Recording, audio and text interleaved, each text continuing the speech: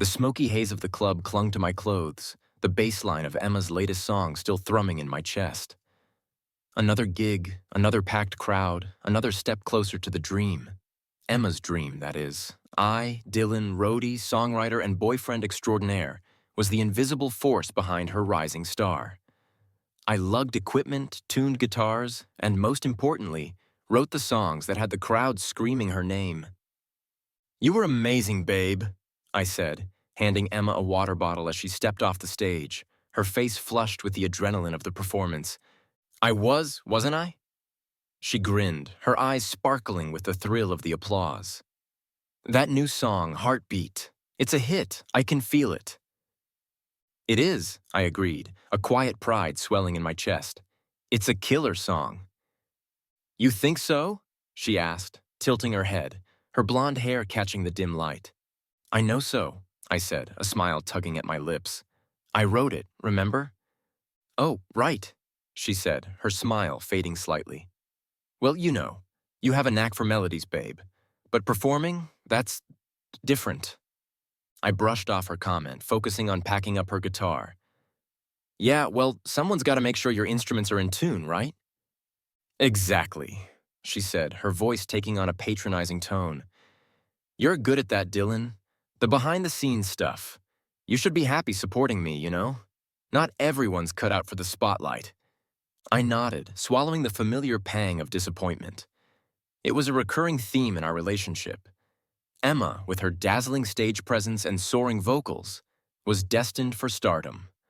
And me, I was the guy in the shadows, the supportive boyfriend, the songwriter who preferred the quiet satisfaction of crafting melodies to the roar of the crowd. But sometimes, late at night, when the apartment was silent and Emma was asleep, I'd pick up my own guitar, my fingers finding chords, my voice whispering lyrics that were too personal, too vulnerable to share with anyone, let alone the woman who believed I wasn't cut out for the spotlight. Those were my songs, my secrets, my hidden dreams. The dreams I kept tucked away, hidden beneath the surface of our relationship, like a melody waiting to be unleashed. And as I watched Emma, radiant and confident, basking in the adoration of her fans, I couldn't help but wonder, would there ever be a time when the spotlight would shine on me? Or was I destined to remain forever in the shadows, the unsung hero of someone else's dream? "Hey, Em," I said one evening, my guitar case in hand. "Mind if I try out a new song I've been working on?" Emma, sprawled on the couch, scrolling through her phone, barely glanced up. "Uh-huh, sure, babe. Just keep it down, yeah? I'm trying to focus on this interview." I sat down on the worn-out armchair, my fingers finding the familiar chords. It was a song about heartbreak, about longing, about the fear of being invisible. My voice, hesitant at first, gained strength as the melody flowed through me, the lyrics pouring out like a confession. When I finished, the apartment was silent. Emma finally looked up from her phone, a frown creasing her perfectly manicured brow. "It's nice, babe," she said, her voice lacking any real enthusiasm. "But it's a bit melancholy, don't you think? People want upbeat, catchy stuff, like Heartbeat." "Yeah, but Heartbeat is about—" I started to explain, but she cut me off. "Look, Dylan," she said, her voice taking on that familiar patronizing tone. "You're a great songwriter, really, but you're not a performer. You don't have that stage presence, that charisma. But you should be happy supporting me, babe," she interrupted, her voice softening slightly. "You're good at it. You write great songs. You handle the logistics. You keep me grounded. Not everyone's cut out for the spotlight, Some people are better suited for the shadows." Her words stung, a sharp reminder of my place in her world. The supportive boyfriend, the behind-the-scenes guy, the invisible force that propelled her toward stardom. I wanted to argue, to defend my own aspirations, to tell her that I craved the spotlight too, that I had dreams of my own. But the words caught in my throat, choked by the fear of jeopardizing her success, of disrupting the delicate balance of our relationship. So I nodded, forcing a smile, My own dreams retreating back into the shadows, hidden beneath the weight of her expectations, her dismissal, her subtle but consistent reminders that I was not built for this industry. The conflict within me raged. On one hand, I wanted to support Emma, to help her achieve her dreams, to be the rock she could always rely on. But on the other hand, a part of me yearned for recognition, for validation, for the chance to share my own music with the world. And as I watched Emma, her face illuminated by the glow of her phone, her mind already focused on her next performance, her next interview, her next step towards stardom, I couldn't help but wonder, would there ever be a space for me in her world? Or was I destined to remain forever in the background, the invisible force behind her shining light? It was a Tuesday, I think, or maybe a Wednesday. Days had started to blur together, marked only by the gigs Emma played and the endless cycle of writing, rehearsing, and performing. I came home from a particularly grueling equipment run, sweat dripping down my back, my hands calloused from loading amps, to find Emma perched on the edge of our bed, a suitcase open beside her. "What's going on?" I asked, a knot of anxiety tightening in my stomach. "Dylan," she began, her voice devoid of its usual playful lilt. "We need to talk." Oh, those dreaded words. The harbingers of doom. The universal signal for an impending emotional storm. "Okay," I said, my voice a little too high-pitched. "What's up?" She took a deep breath, avoiding my eyes. I'm moving out, Dylan. I'm breaking up with you." The words hit me like a sucker punch, knocking the wind out of me. "Breaking up?" I echoed, my voice a hollow whisper. "But why?" "It's not you, Dylan," she said, the classic breakup cliché hanging in the air like a bad smell. "It's me. I need more. My career is taking off, and I need someone who can keep up. Someone who understands this industry, who can help me reach the next level." But I started to protest, but she cut me off. "I've met someone, Dylan," she said, her voice flat, emotionless. "Mark, he's a producer. He has connections, influence. He can open doors that you never could." Mark. The name was vaguely familiar, a big-shot producer known for his ruthless ambition and his string of successful artists. He was everything I wasn't, powerful, connected, and utterly devoid of any genuine artistic talent. "But what about us?" I asked, my voice cracking, the words catching in my throat. "What about the songs, the dreams, the—" "Dylan," she interrupted, her voice hardening. "Don't be naive. This industry is about ambition, about connections, about who you know. You're sweet, Dylan, but you're not cut out for this life. You never were." She stood up, snapping her suitcase shut, the finality of the gesture like a knife twisting in my gut. "I'm sorry, Dylan," she said, her voice devoid of any real remorse. "But I need to do this, for my career, for my future." And with that, she walked out the door, leaving me standing there amidst the unpacked equipment and the shattered remnants of our relationship. The woman I loved, the woman I had supported, the woman whose dreams I had helped build, had just discarded me like a worn-out guitar pick. The coldness of her departure, the casual cruelty of her words left me reeling. The room spun, the walls closing in, the air thick with the suffocating weight of rejection. I sank to the floor, the guitar case beside me, a silent witness to my devastation. The songs I had written for her, the melodies that had poured out of my heart, now mocked me with their bittersweet echoes. Emma was gone. My dreams were shattered, and I was left with nothing but the crushing weight of her betrayal and the bitter taste of her ambition. The silence in the apartment was deafening. It wasn't just Emma's absence. It was the echo of her words, the sting of her dismissal, the realization that I had been living a lie. "Sweet, but not cut out for this life," she'd said. And the worst part? A part of me believed her. I spent the next few days in a haze of self-pity and stale pizza. My guitar lay abandoned in its case, the strings gathering dust, the melodies that once flowed so freely now silenced by the weight of rejection. What's the point?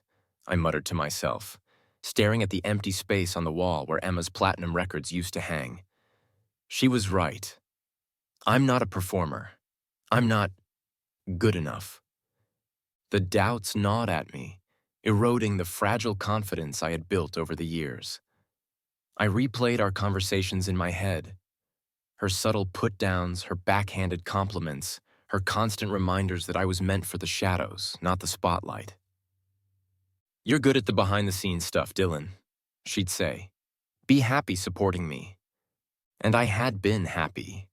Or at least, I had convinced myself I was. I had found satisfaction in her success, in contributing to her dream, in being the invisible force behind her rising star. But now, with the harsh light of reality shining on the wreckage of our relationship, I saw the truth. I had been used, manipulated, taken for granted. My talent, my passion, my dreams, they had all been sacrificed at the altar of her ambition. "What about my dreams?" I shouted at the empty apartment, my voice cracking with frustration. "What about my music?" The silence mocked me, a cruel reminder of my own insignificance. I picked up my guitar, the wood cold and unfamiliar beneath my fingertips. I tried to play, to find solace in the familiar chords, but the melodies felt hollow, the lyrics meaningless. "Maybe she's right," I whispered, my voice choked with despair. "Maybe I'm not meant for this. Maybe I should just give up." The thought was a bitter pill to swallow, a surrender to the doubts that had plagued me for so long. But as I sat there, in the silence of my empty apartment, the weight of my own unfulfilled potential pressing down on me, I couldn't help but wonder, was this the end of my story? Or was this just the beginning? The dive bar was dimly lit, the air thick with the smell of stale beer and regret. I was nursing a whiskey, the amber liquid a poor substitute for the comfort I craved. Across the table, my friend Jake, a fellow musician and long-suffering witness to my relationship woes, watched me with a mix of concern and amusement. "Dude," he said, his voice a low rumble that barely registered above the bluesy guitar wailing from the stage, "you look like you've been dragged through a hedge backwards." "Thanks, Jake," I muttered, swirling the ice in my glass. "That's exactly how I feel." "Emma, right?" he asked, his voice laced with sympathy. I nodded, not trusting myself to speak. "She's an idiot," Jake said, his voice firm, "and you're better off without her." "Easy for you to say," I mumbled. "You're not the one who just got dumped for a—" I trailed off, unable to utter the word producer without a surge of bitterness. "For a guy who's more interested in fame than talent," Jake finished, his voice laced with disdain. "Look, Dylan, I've been telling you this for years. You're the real deal. You have the voice, the songs, the—" "Yeah, but—" "No buts, Dylan," Jake interrupted, his voice rising above the music. "You're letting her define you. You're letting her dictate your dreams. Screw that. You have a gift, man. Don't waste it." His words struck a chord, a spark igniting in the darkness of my despair. He was right. I had been letting Emma define me, letting her doubts become my own. "Remember that song you played me a while back?" Jake asked, his eyes gleaming with a sudden intensity. "The one about the phoenix?" The phoenix. It was a song I had written for myself. A song about rising from the ashes, about finding strength in adversity, about embracing your own power. I hadn't played it for anyone since Emma had dismissed it as too personal, too dark. "Yeah," I said, a flicker of hope warming the chill in my chest. "I remember." "That song, Dylan," Jake said, leaning forward, his voice urgent. "That's your anthem. That's your declaration of independence. That's your phoenix rising." He was right. The phoenix wasn't just a song. It was a metaphor, a symbol of my own potential, my own rebirth. It was time to stop hiding in the shadows, time to step into the spotlight, time to let my music be heard. "You're right, Jake," I said, a new resolve hardening my voice. "Screw her. Screw them all. It's time for me to rise." And as I looked at my friend, his face illuminated by the dim bar lights, I knew that this was the turning point. The spark had been ignited. The Phoenix was about to take flight. The first open mic night was terrifying. My hands trembled as I clutched the microphone, the spotlight a blinding glare, the faces in the dimly lit bar a sea of expectant eyes. I could feel the ghost of Emma's voice echoing in my head. "You don't have that stage presence, Dylan, that charisma." But then I took a deep breath, closed my eyes, and let the music take over. My fingers found the familiar chords of the Phoenix, the melody flowing through me, the lyrics pouring out like a confession. From the ashes I rise, with fire in my eyes, no longer bound by your lies. I'm taking back the skies. My voice, shaky at first, gained strength as the song progressed. The raw emotion, the vulnerability, resonating with the small but attentive crowd. When I finished, the silence was profound, then erupted into applause, cheers, and whistles. "Encore! Encore!" someone shouted, and a grin spread across my face. I played another song, then another, each one a piece of myself, a story of heartbreak, of resilience, of finding my own voice. The open mic nights became my sanctuary, a space where I could shed the shadows of the past and embrace the vulnerability of the present. I wasn't trying to be Emma with her polished performances and calculated stage presence. I was just Dylan, raw and real, pouring my heart out into every song. The initial struggles were real. My voice cracked, my fingers fumbled, and the stage fright sometimes threatened to overwhelm me. But with each performance, I grew stronger, more confident, more comfortable in my own skin. The songs poured out of me, a torrent of emotions unleashed. Songs about heartbreak, yes, but also songs about self-discovery, about finding strength in adversity, about embracing the messy, complicated beauty of life. "This one's called Invisible Ink," I announced one night, my voice echoing through the smoky bar. "It's about, well, you'll figure it out." Used to write your name in the margins of every song, every verse. Now the ink is fading, the pages turning, and I'm finally writing my own curse. The lyrics were raw, honest, a reflection of the pain I had endured, the lessons I had learned, the journey I was on.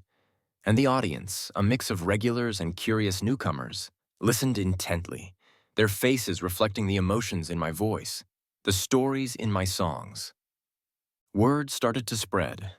The small bar gigs grew into larger venues, the crowds growing with each performance. People connected with my music, with its honesty, its vulnerability, its refusal to shy away from the darker corners of the human experience. "You have a gift, Dylan," a woman said to me after one show, her eyes shining with tears. "Your songs, they speak to my soul." "Thank you," I mumbled, still a little awkward with compliments. But the warmth of her words spread through me, a validation I had never received from Emma, a recognition of the power of my own voice. The journey wasn't easy. There were nights when the doubts crept back in, when the fear of failure threatened to consume me. But then, I'd look out at the faces in the crowd, their eyes reflecting the emotions in my songs, their voices singing along to the lyrics that had poured out of my heart. And I'd remember why I was doing this. It wasn't about fame or fortune or proving Emma wrong. It was about the music, the connection, the shared experience of human emotion that transcended the stage, the lights, the applause. It was about finding my own voice, my own place in the world, my own story to tell. And as I stood on stage, the spotlight warm on my face, the microphone a conduit for my soul, I knew that I had finally found where I belonged. Not in the shadows, not in the background, but in the spotlight, sharing my music, my story, my truth with the world. It started with a shaky phone video. Some guy in the back of a dimly lit bar, capturing my performance of a new song, Broken Strings. I hadn't thought much of it at the time. Just another gig, another night pouring my soul out to a crowd of strangers and regulars. But then, the internet did its thing.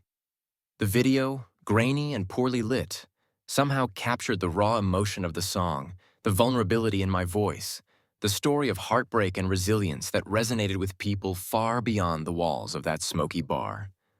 I woke up one morning to find my phone buzzing with notifications. My social media accounts were exploding, the video being shared, liked, and commented on at a dizzying rate. "Dude, you're going viral!" Jake shouted through the phone, his voice a mix of excitement and disbelief. "Seriously, check your Twitter. Broken Strings is trending." I scrolled through the comments, a wave of disbelief washing over me. "This song, it's like he's singing my life story," one comment read. "His voice, the raw emotion. I'm in tears," another said. "Who is this guy? He needs to be signed, like, yesterday." The video kept spreading, jumping from social media to music blogs to online news sites. My inbox flooded with messages from fans, journalists, and even a few record labels. "This is insane, Jake," I said, pacing my apartment, my phone still buzzing with notifications. "I mean, I was just playing a gig, and now—" "And now you're internet famous, my friend," Jake interrupted, his voice laced with glee. "This is your moment, Dylan. Seize it." The sudden surge of attention was overwhelming. I went from playing in dive bars to being recognized on the street, approached by strangers who had seen the video, their eyes wide with a mix of admiration and disbelief.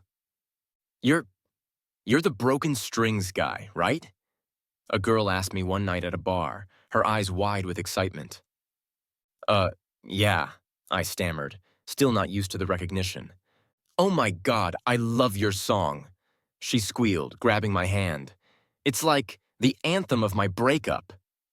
Before I could even respond, she leaned in and kissed me, a long, passionate kiss that tasted of tequila and opportunity. The next morning, I woke up with a slight hangover and a growing realization. My life had changed.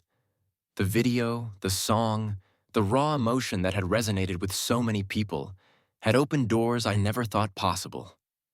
The record label offers started pouring in, each one more enticing than the last. I met with AANDER reps, lawyers, and managers, their words a whirlwind of contracts, royalties, and marketing strategies. It was a far cry from the days of lugging equipment and tuning guitars for Emma. "This is it, Dylan," Jake said, his eyes gleaming with excitement.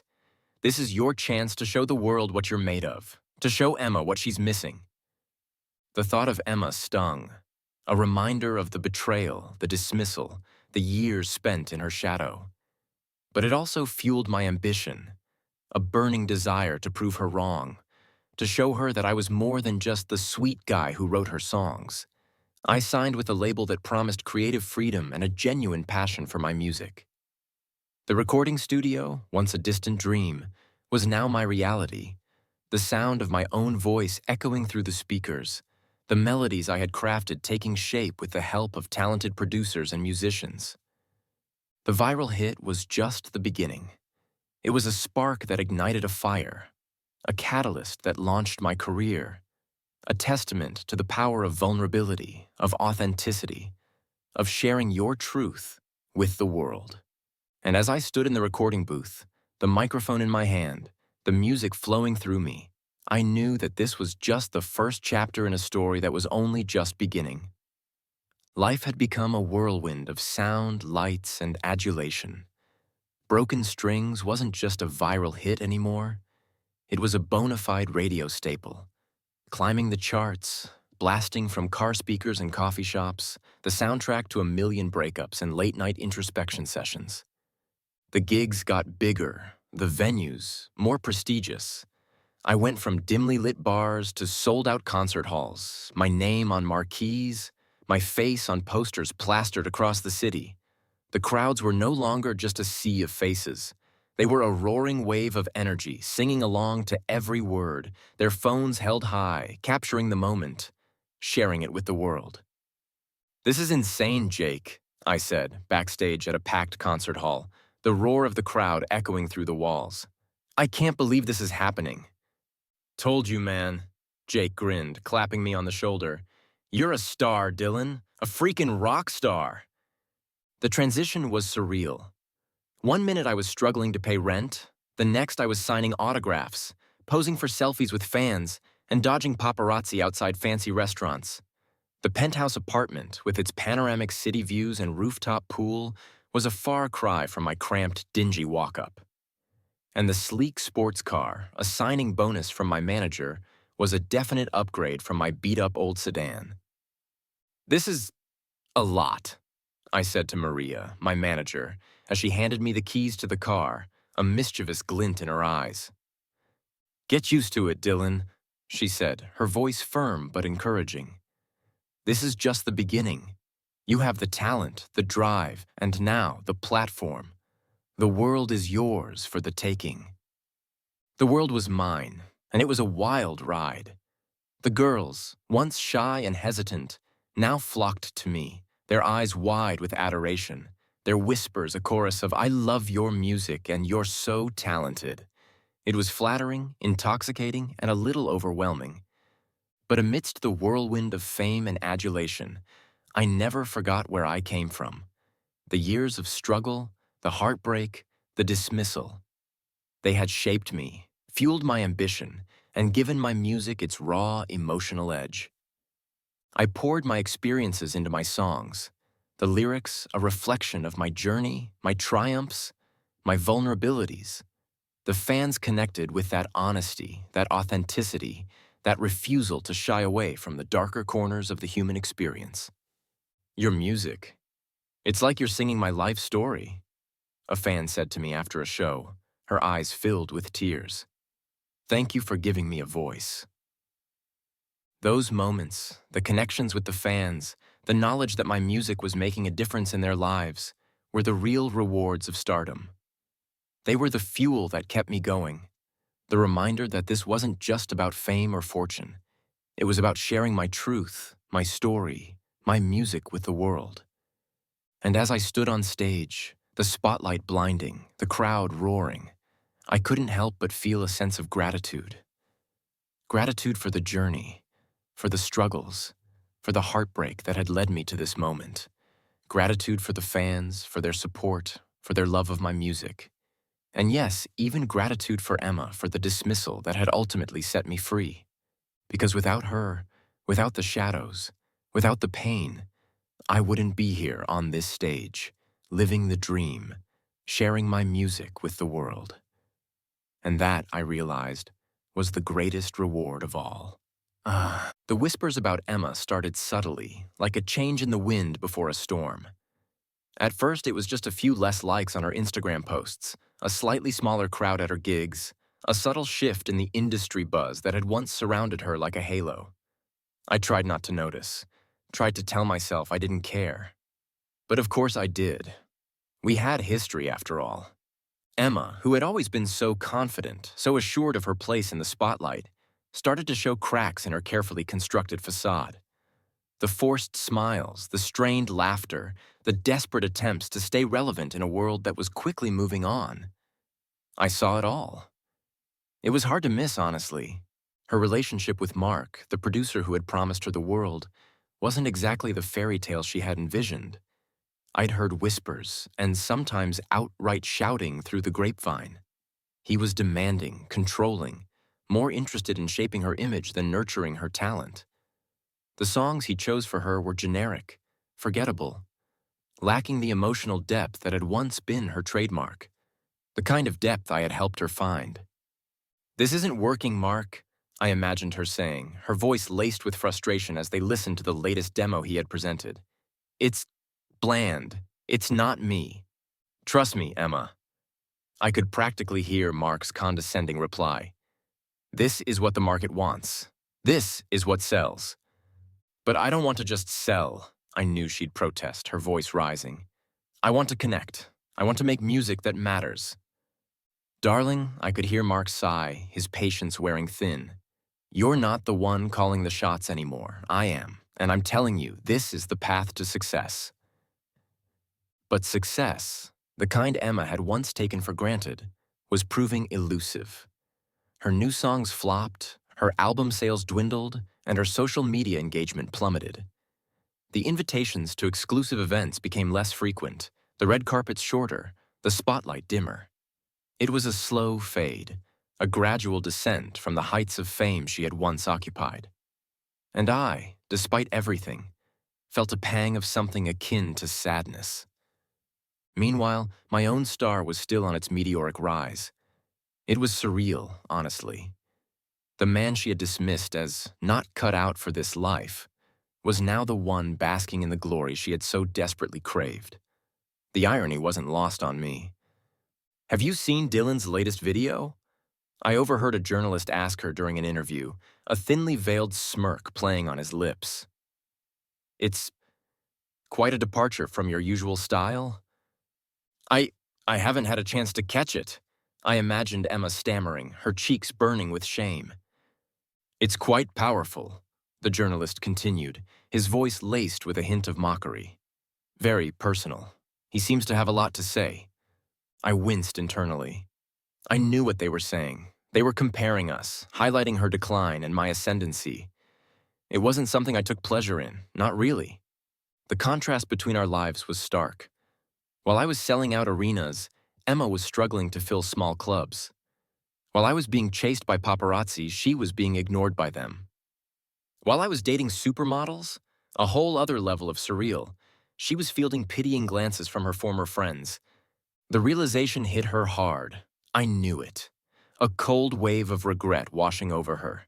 She had traded a genuine connection, a true partnership, for a fleeting illusion of fame and fortune. And in the process, she had lost not only the man she had been with, but also the authenticity that had once made her music special. What have I done? I pictured her whispering to herself, staring at her reflection in the mirror, the once bright eyes now clouded with doubt and regret. The journey back to the top seemed insurmountable, the path ahead shrouded in uncertainty. The music industry, once her playground, now felt like a battlefield, and she was unarmed, unprepared, and utterly alone. And as I heard her songs on the radio less and less, and saw her name in the gossip columns for all the wrong reasons, I couldn't help but wonder, was it too late for her to turn back? And more importantly, did I even care anymore? The text message popped up on my phone, a name I hadn't seen in months, a name that used to send my heart racing but now just brought a weary sigh to my lips. "Dylan, it's Emma. Long time no see. Hope you're doing well. Would love to catch up sometime. Coffee?" I stared at the message, a mix of amusement and cynicism swirling within me. Emma, the queen of "I'm too busy for you and you're not on my level," suddenly wanted to catch up. Yeah, right. I almost deleted the message. The temptation to ignore her, to pretend she didn't exist. Strong. But a flicker of something stopped me. Curiosity? A morbid desire to witness her downfall firsthand? Maybe a little bit of both. "Sure, Emma," I replied. Adding a non-committal "coffee sounds good" for good measure. We met at a trendy cafe, the kind of place Emma used to frequent when she was still riding high on the wave of her fleeting fame. She looked different. A little thinner, a little less polished, the designer clothes replaced by something a bit more off the rack. "Dylan," she said, her voice a little too bright, a little too eager. "It's so good to see you. You look amazing." "Thanks, Emma," I said, keeping my voice neutral, my expression unreadable. "I've been following your career," she continued, her eyes wide with a manufactured admiration. "Your music is incredible. Broken strings? Wow. Just wow." "Yeah, it's doing pretty well," I said, resisting the urge to smirk. "You've really blossomed, Dylan," she said, her voice taking on a wistful tone. "I always knew you had it in you. That talent, that passion." "Really?" I raised an eyebrow, unable to keep the skepticism out of my voice. Because I seemed to remember a certain someone telling me I wasn't cut out for this life. Her smile faltered, but she quickly recovered. "Oh, Dylan," she said, her voice a playful chide. "Don't be like that. We were young. I was ambitious. I didn't appreciate what I had." "And now you do?" I asked, my voice laced with sarcasm. She reached across the table, her hand lightly touching mine. "Dylan," she said, her voice dropping to a husky whisper. "I miss you.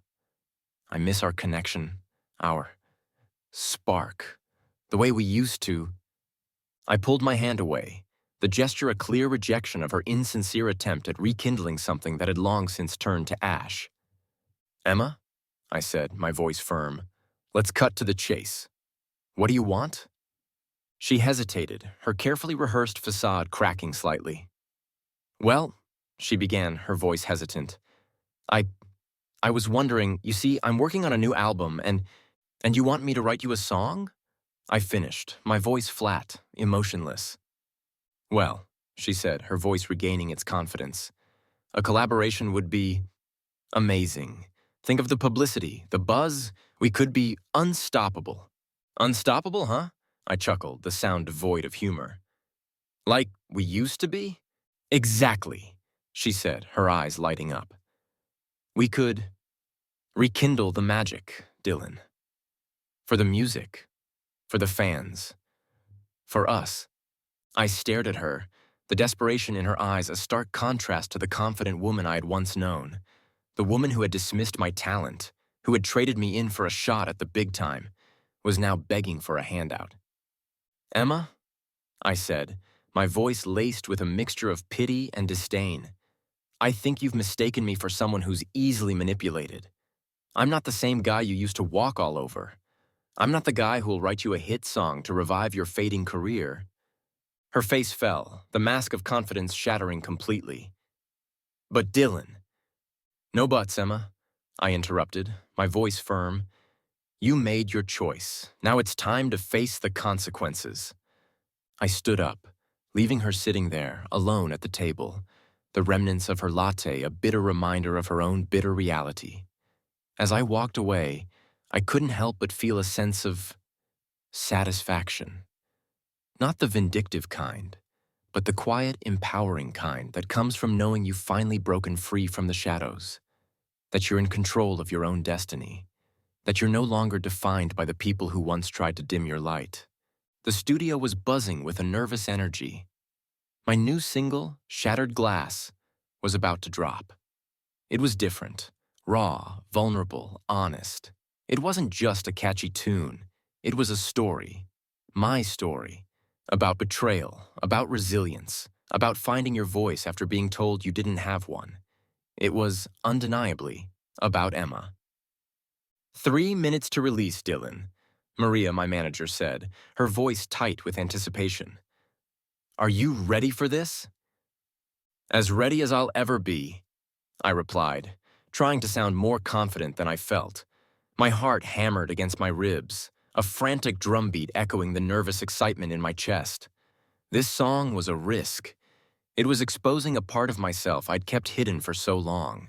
But it was also a liberation, a shedding of the last vestiges of the supportive boyfriend persona I'd worn for years. The countdown began, the seconds ticking away like the final grains of sand in an hourglass.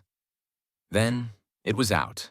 Shattered Glass hit the airwaves, the internet, the world, like a tidal wave. The initial reactions were overwhelming. My phone blew up with notifications, my social media feeds flooded with comments, shares, and reactions. People were connecting with the song, resonating with the raw emotion, the vulnerability, the message of self-discovery. "OMG, this song is everything," one comment read. "Dylan, you've captured exactly how it feels to be betrayed," another said. "This is the anthem for anyone who's ever been knocked down but refused to stay there," someone else wrote. The song climbed the charts faster than anything I'd ever released. It was played on every radio station, featured on every music platform, and became the soundtrack to countless viral videos. Shattered Glass was more than just a hit. It was a phenomenon. "I told you, Dylan," Jake shouted over the phone, his voice hoarse from celebrating. "This is your 'I'm not going to take this anymore' anthem. The world is finally hearing what you have to say." And the world was listening. They were listening to the pain, the anger, the resilience, the hope that I had poured into every lyric, every note. They were listening to my story, my truth, my voice. Meanwhile, Emma was not having a great time. I tried not to check her social media, tried to tell myself I didn't care about her reaction. But the whispers got back to me, the subtle digs, the thinly veiled insults, the comments about bitter ex-boyfriends and attention-seeking behavior. "She's trying to discredit you, Dylan," Maria said, her voice tight with concern. "She's playing the victim, trying to paint you as the villain." "Let her," I said, a shrug of indifference masking the satisfaction I felt. "The song speaks for itself. People can see through her BS." And they did. The public wasn't buying her poor me act. They saw Shattered Glass for what it was, an honest, powerful expression of pain and self-discovery. And they were on my side. One particularly brutal meme, featuring a side-by-side comparison of Emma's recent string of lackluster performances and my sold-out arena tours, went viral. The caption read, "Karma is a song, and Dylan's is topping the charts." The irony was delicious. Emma, who had once dismissed my talent, who had told me I wasn't cut out for this life, was now being overshadowed by my success, her shallowness exposed by the very music she had once scorned. "She's losing it, Dylan," Jake said, showing me a particularly scathing article about Emma's dwindling career. "She's trying everything to stay relevant, but it's not working." "It's her own fault," I said, the bitterness I had tried to suppress finally surfacing. "She made her choices. She chose fame over loyalty, ambition over authenticity, and now she's paying the price." The release of Shattered Glass wasn't just a career milestone. It was a turning point. It was a declaration of independence, a reclaiming of my voice, a testament to the power of resilience. It was a message to Emma, to the world, to myself.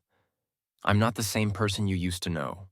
I'm stronger, more confident, more authentic, and I'm not going to let anyone dim my light again. The song wasn't just a hit, it was an anthem. An anthem for anyone who had ever been betrayed, dismissed, or underestimated. An anthem for anyone who had ever dared to dream, to rise, to shine. And as I stood on stage, the roar of the crowd echoing in my ears, singing the lyrics that had poured out of my soul, I knew that I had finally found my voice. And it was louder, stronger, and more powerful than I had ever imagined. The lights were blinding, the red carpet a chaotic mess of flashing cameras and screaming fans. I, Dylan, former nobody, current music sensation, was walking it. It still felt surreal, like some elaborate dream I'd wake up from any minute. Tonight was the biggest night in the music industry, the annual Golden Mike Awards, and I was nominated. For Song of the Year, for Shattered Glass. "Nervous?" Jake asked, adjusting his slightly too formal tux. "Terrified," I admitted, my palms sweating despite the cool air conditioning. "This is insane." "Relax, man," Jake grinned. "You got this. Just remember to thank me in your speech. I'm the one who told you to stop moping and write that killer song." I chuckled. Yeah, I owe you one." The ceremony was a blur of glitz and glamour, a parade of celebrities, industry executives, and the kind of people I used to only see on TV. I mingled, made small talk, and tried to act like I belonged, even though a part of me still felt like the awkward kid from nowhere who just happened to write a song that resonated with millions. Then the moment arrived. The presenter, a legendary rock star I'd idolized growing up, took the stage. And the Golden Mike for Song of the Year goes to Dylan for Shattered Glass. The crowd erupted, a wave of applause washing over me. I stood up, my legs a little shaky, and made my way to the stage, the spotlight burning bright.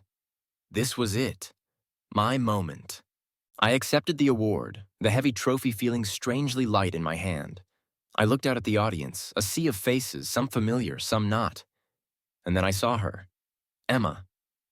She was sitting near the back, her face pale, her eyes wide with something. Regret? Envy? I couldn't quite tell, but I didn't care. Tonight wasn't about her, it was about me. I took a deep breath, the microphone amplifying my voice as I began my acceptance speech. "Wow," I said, my voice a little shaky at first, but gaining strength as I went on. "This is incredible. I never thought I'd be standing here holding this award. A few years ago, I was just a guy writing songs in his bedroom, dreaming of maybe, just maybe, sharing my music with the world. I paused, my eyes scanning the crowd, landing on Jake, who was beaming with pride. I want to thank my fans, I continued, my voice filled with genuine emotion. You guys are the reason I'm here. Your support, your love for my music. It means everything to me. I thanked my manager Maria for believing in me, even when I doubted myself. I thanked my bandmates, my producers, everyone who had helped me on this crazy journey. And then, I thanked Jake. Especially Jake, I said, grinning at my friend. For the pep talks, the late-night jam sessions, and for reminding me that I had a story to tell. I thanked my family for their unwavering support, their belief in my dreams, even when they seemed impossible. And finally, I said, my voice softening, I want to thank the experiences, the heartbreaks, the challenges that have shaped me, that have made me the person I am today. They've given me my voice, my story, my music. I paused, my gaze sweeping across the crowd one last time, landing briefly on Emma. And then I finished my speech. Thank you. The applause was deafening, a wave of cheers and congratulations washing over me. I smiled, a genuine, heartfelt smile that radiated pure joy, pure triumph, pure freedom. As I walked off stage, the golden mic clutched in my hand, I felt lighter than I had in years. The weight of the past, the pain of the rejection, the shadow of Emma's dismissal, it was all gone. I was free. I had proven myself. I had achieved my dreams. I had found my voice. And I had done it all on my own terms. Emma watched from the audience, her face a mask of mixed emotions. She had seen it all. My success, my happiness, my complete and utter independence. She had seen the man she had dismissed, the man she had underestimated, become the star she had once craved to be. And she knew with a certainty that chilled her to the bone that she had lost something truly special, something she would never get back. The night was young, the party was just getting started, and I, Dylan, the once struggling songwriter, was ready to celebrate. My journey had just begun,